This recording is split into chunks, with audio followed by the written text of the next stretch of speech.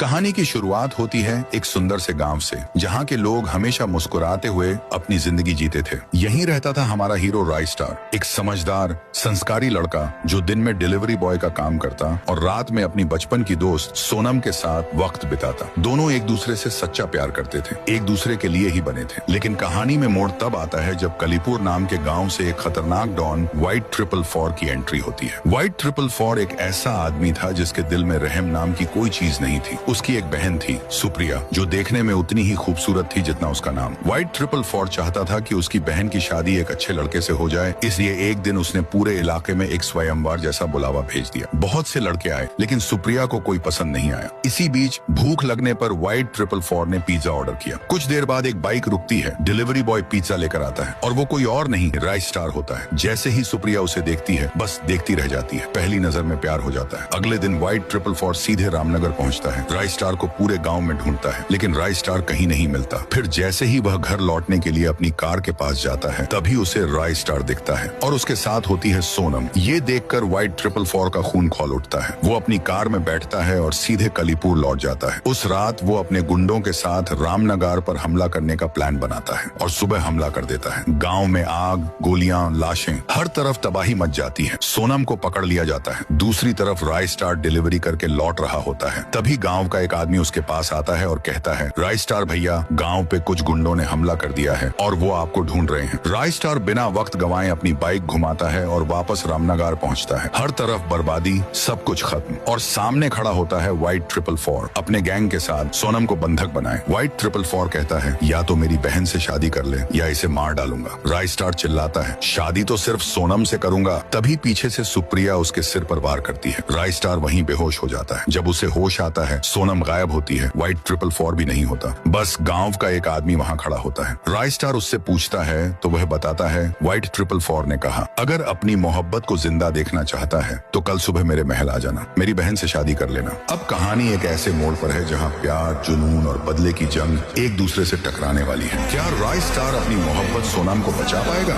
या सुप्रिया के प्यार और व्हाइट 444 के गुस्से के आगे झुक जाएगा?